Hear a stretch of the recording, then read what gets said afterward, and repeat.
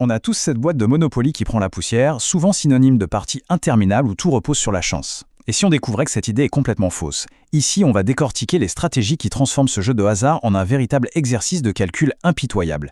Préparez-vous car après ça, perdre ne sera plus une option. Ah, on connaît tous ce sentiment, pas vrai? Des heures à tourner en rond sur le plateau, à prier les dieux du dé, à voir sa fortune monter et descendre au gré du hasard. C'est l'image qu'on en a tous.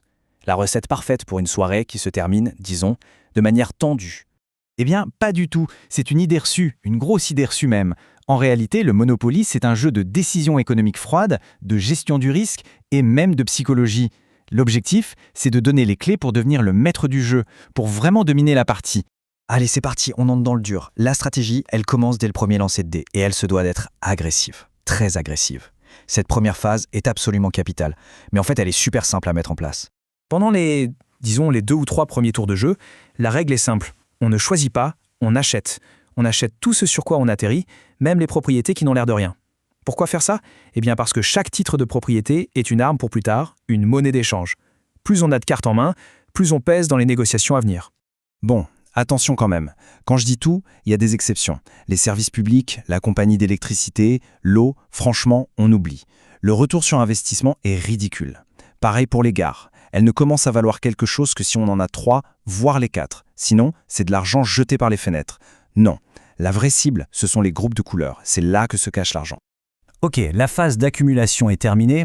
Maintenant, on passe au cœur du réacteur, là où tout se joue vraiment. Et non, ce n'est pas la chance au dé, c'est l'art de la négociation. C'est la compétence qui fait toute la différence entre un joueur du dimanche et un vrai requin. Cette phrase, elle dit tout. C'est la clé. Les propriétés qu'on a amassées jusqu'ici, ce ne sont que des pions sur l'échiquier, des munitions. La vraie guerre, elle est psychologique. Elle se passe dans les échanges qu'on va proposer aux autres. Alors, les règles d'or, quelles sont-elles?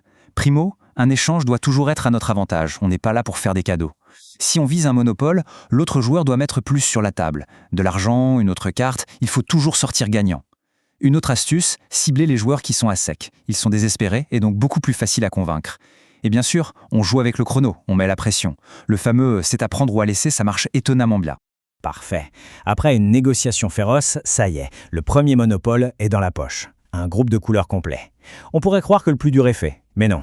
C'est maintenant que le vrai travail commence, la construction. Et là aussi, il y a une méthode. Bon, la question cruciale, on construit où? Parce que, attention, toutes les couleurs ne se valent pas, loin de là. Les statistiques sont formelles. Et que disent-elles? Que le groupe orange, c'est le jackpot. C'est de très très loin le meilleur investissement. La raison est toute bête, c'est juste après la casse-prison. Et où finissent souvent les joueurs? En prison. Juste derrière, les rouges et les bleus ciel, de très bons paris aussi. Par contre, les verts et les bleus foncés, c'est un piège. Ça coûte un bras à développer pour un passage finalement très rare. Donc voilà, s'il ne fallait retenir qu'une seule chose, ce serait ça. Toute la phase de négociation doit tourner autour d'un unique objectif, obtenir le groupe de couleurs orange. C'est la voie royale, le chemin le plus court vers la victoire. C'est mathématique. D'accord, on a notre monopole. Mais comment construire? Il y a une technique, la technique des pros, la règle des 3 maisons. L'idée, c'est que le loyer n'augmente pas de façon linéaire. Le plus gros bond de rentabilité, le saut le plus dingue, il se passe quand on pose la 3e maison. Pas la 4e ni l'hôtel, la 3e. Ce graphique est sans appel. Regardez ce pic monumental entre 2 maisons et 3 maisons. C'est là que l'investissement devient explosif. Vouloir construire 4 maisons ou un hôtel tout de suite, c'est une erreur de débutant. Ça immobilise l'argent pour un gain qui n'est pas si intéressant.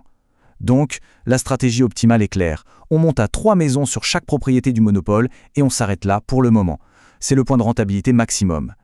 Allez, on avance, on arrive à la fin de partie, le plateau est rempli, les empires sont en place.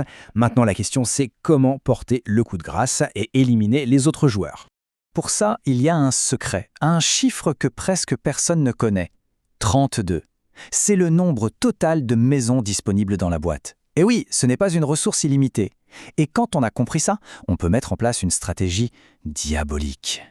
C'est la tactique de la pénurie, d'une efficacité redoutable. Si on a 1 ou 2 monopoles rentables avec 3 maisons et qu'il reste de l'argent, au lieu de viser l'hôtel, on continue d'acheter des maisons. On les place sur un autre monopole, même moins bon, peu importe. Le but, vider la banque de ces maisons. Comme ça, les autres joueurs sont bloqués. Ils ne peuvent tout simplement plus construire. Leur développement est à l'arrêt complet. Bien sûr, la fin de partie, c'est aussi de la survie. Il faut toujours garder une petite réserve de cash pour encaisser un mauvais coup. Si on a besoin de liquidité, on hypothèque d'abord les propriétés isolées qui ne servent à rien.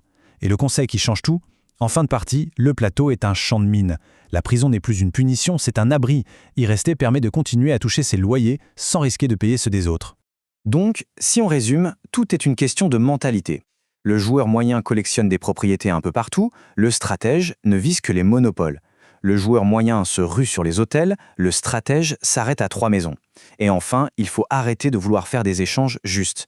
Le but est de négocier pour avoir un avantage même minime. C'est ça, la différence entre celui qui subit le jeu et celui qui le contrôle.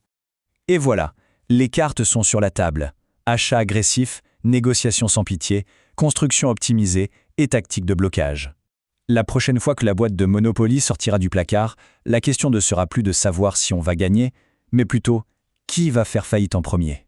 Bonne partie.